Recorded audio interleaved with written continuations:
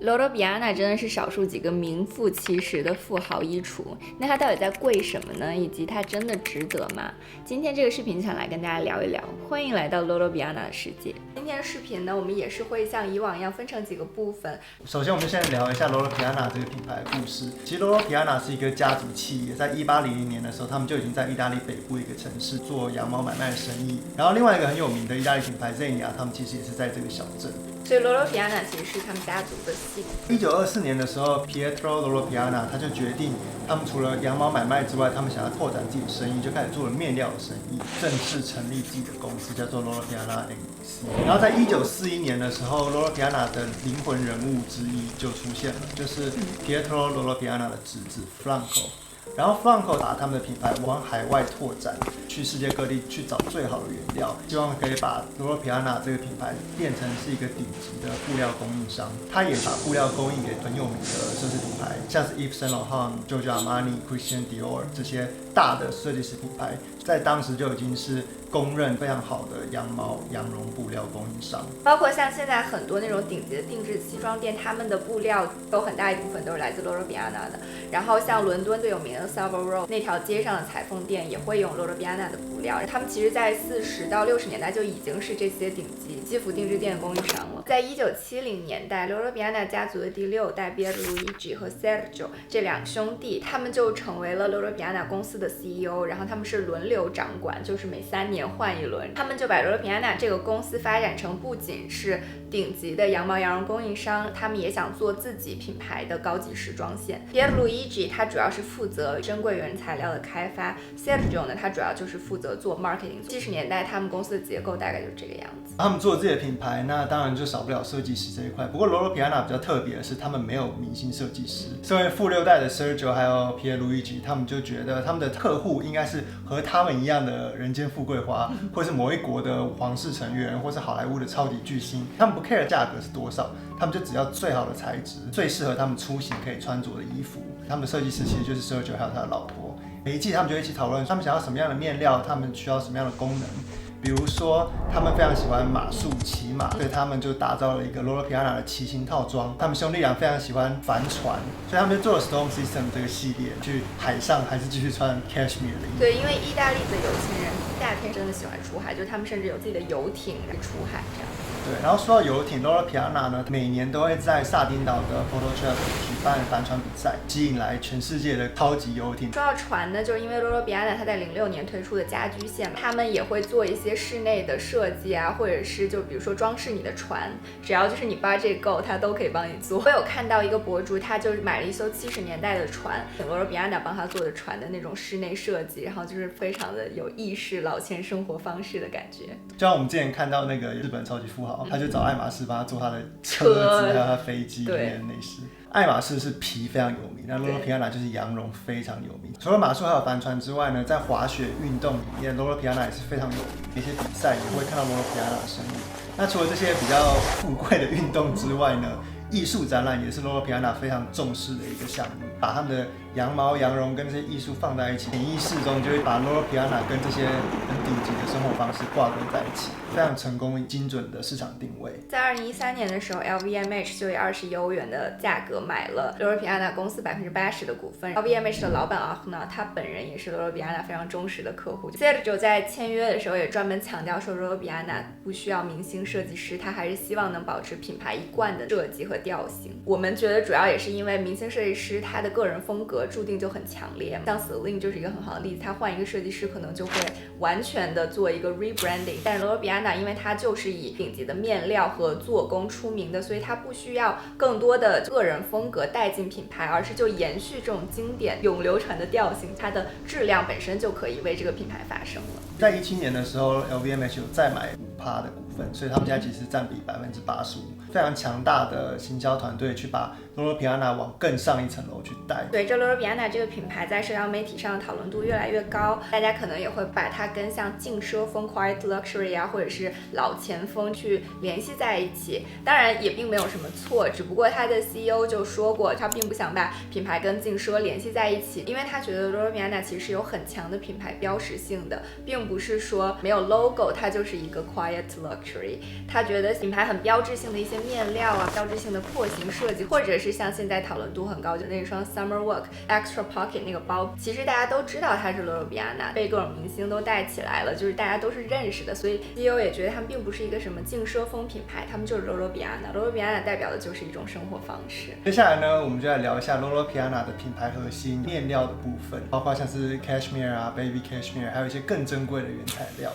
因为我们逛街的时候，其实就能看到有的羊绒衫可能100多欧，然后贵的就可以卖到几千欧，或者是有的羊绒毛衣你穿一下可能就会起球，但有的你就可以穿很久还保持一个很好的状态。这里面到底是为什么？懂英文的都知道里边的门道有多深。Cashmere 羊绒这个词呢，它其实本来是一个地区，在印度的北部。现在这个地区可以找到产出 Cashmere 的这些羊，所以就把羊绒叫做 Cashmere。现在其实全球70%的羊绒都是来自中国，20%来自蒙古，然后剩下就来自世界各地。羊绒是在根部的部分，每年要准备冬天的这些羊就会长出非常细的绒毛来帮它们保暖。冬天过完快要夏天的时候，这些羊绒就会自然的脱落。然后也就是在每年的这个时候，他们可以去采集这些羊绒。采集羊绒呢，其实也有2种方法，一种就是直接去剪，细的羊绒跟粗的羊绒就会混在一起。另外一种呢，就是比较贵的方法，就是人工用一种特殊的金属的梳子去梳，把这些羊绒取下来。具体来说，这些羊绒到底有多细呢？我们的头发粗度就是60到100微米左右，羊绒的话，你的粗度就要小于19微米，比头发还要细非常多。所以它手感就很柔软。刚才 Henry 提到呢，其实是 Cashmere 的标准。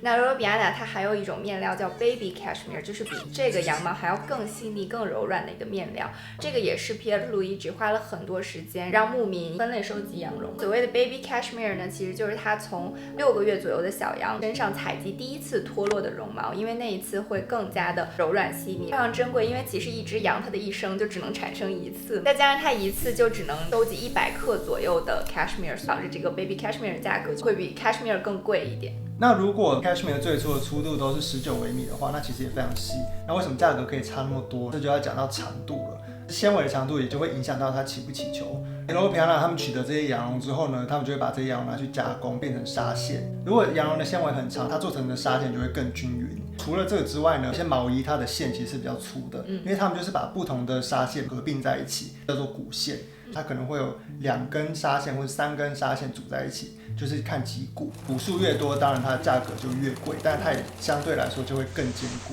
比较不容易起球。接下来呢，我们来分享一下 Loro Piana 最珍贵的面料，也是号称世界上最珍贵的面料 Vicuña 骆马毛。它就有很多别名，比如说叫神之纤维，还有软黄金，因为它做成的衣服呢就非常的不容易起球，而且面料很轻薄很透气，但同时又很保暖，所以呢就导致它的价格非常非常的高。比如说一条 Vicuña 面料的围巾就要3900欧。然后下面呢，我们就来分享一下为什么它可以这么贵。Vicuña 骆马长得非常可爱，它生活在安第斯山脉海拔4000公尺以上的地带，只有在秘鲁那一片区域有。它们的绒毛非常非常细，只有12微米左右，所以比刚才提到 Baby Cashmere 还要细。它1磅就可以卖400到600美元。那当时他们就被大量的猎杀，为了采集它们的绒毛。后来秘鲁政府就禁止采集，把它们作为保护动物保护起来。那大家可能就会好奇，为什么 Loro Piana 还可以用 Vicuña？ 因为在1994年的时候，他们跟秘鲁政府达成了一个协议，就是说他们会保护这些骆马的繁衍，并且会用很科学的方式去采集这些骆马毛，比如说每2年可以采集1次骆马毛，做一件衣服可能就需要6只骆马的毛，所以也导致用 Vicuña 材质做成的毛衣会非常非常贵。在08年的时候 ，Loro Piana 就在秘鲁划了一片自己的私人保护区，然后这保护区名字就用他们的爸爸 Franco Loro Piana 来命名。除了可以控制这些骆马的品质之外，也可以确保骆马毛的稀有性。当然，价格也就是他们说了算了。接下来呢，就是国王的礼物做成的一件 T 恤，要2000欧左右，价格也是非常的夸张。我们就来说一下这个毛到底是什么吧。它其实是一种美利诺羊毛，然后它主要的产地呢是澳洲和新西兰。在18世纪的时候，西班牙王室习惯把美利诺羊送给他们的邦交国，所以 Loro Piana 就把美利诺羊毛叫做国王的礼物。每年可以产出5亿公斤的美利诺羊毛，Loro Piana 挑出最好的3000公斤来做他们的国王的礼物，非常的细。只有12微米左右。美利诺羊毛还有一个特性就是它的弹性非常好，它的纤维是有点弯曲的，除了可以防静电之外，做成的衣服也比较不容易皱。然后 Loro Piana 它每年也会专门有一个奖项去奖励最优秀的美利诺羊毛的农场，让国王的礼物一直不断进步。除了刚才讲的比较传统的像羊绒、羊毛这类的面料， Loro Piana 其实也有在面料创新上做很多的努力。比如说他们还有一种很特别叫莲花纤维面料，是从缅甸的莲花里面采集的一种纤维，它必须要在采集后的24个小时立即把它编织成面料，不然呢它就会变质。材质是比较类似像是亚麻和蚕丝进行混纺的那种质感。 Loro Piana 的亚麻也是非常有名的，他们的亚麻主要是来自法国还有比利时，是亚麻最好的产区之一。Loro Piana 它除了在把它的传统优势项目像羊绒、羊毛做好之外，也会一直的去创新，尝试一些不一样的东西。今天视频的最后一个部分呢，就是想跟大家分享一下 Loro Piana 它的 styling。如果你穿 Loro Piana， 你会怎么穿？比如说我们看到 Loro Piana 每一季的 lookbook 都可以看到它真的非常优雅、非常意式老前的那种风格，像那种针织衫配上针织裤，然后外面再搭一个羊绒大衣，或者是真丝的裙子，外面套一个皮草外套，这种真的非常的好看。但是呢，除了这样的风格 ，Loro Piana 也不止于此。比如说大家看明星，他们都会把 Loro Piana 穿出自己的风格，像 Jennie 和 Lisa， 他们都有上升过Loro Piana，像毛衣啊，还有 Summer Walk， 然后包括 Sofia Richie 卡蒂，她也是很爱 Loro Piana Extra Pocket 那种小包，真的很可爱，搭配一些牛仔裤 crop top 就很街头的 look。我觉得不管你是想要怎么搭配 Loro Piana， 都是能很好的服务于你的造型，而且能让你的造型更上一层楼的那种感觉。男生的部分，不管你是想要把它穿得非常的优雅，像是贝克汉一样，或是你想要把它穿得时尚潮流，像 Joey Lorenzo， 他们两个人其实都把 Loro Piana 驾驭得非常好，因为它本身材质就非常好，然后它的廓形非常的简约，不管跟任何的风格其实都可以搭配。如果预算没有上限的话，Loro Piana确实是一个非常好的选择，就是回答了我们一开始的问题，它到底值不值得？大家心里应该都有自己的答案。天亮讲到天黑，现在我觉得光应该已经很暗了。好了，那这就是今天的Loro Piana分享，希望大家喜欢。那我们就下期视频再见吧，拜拜。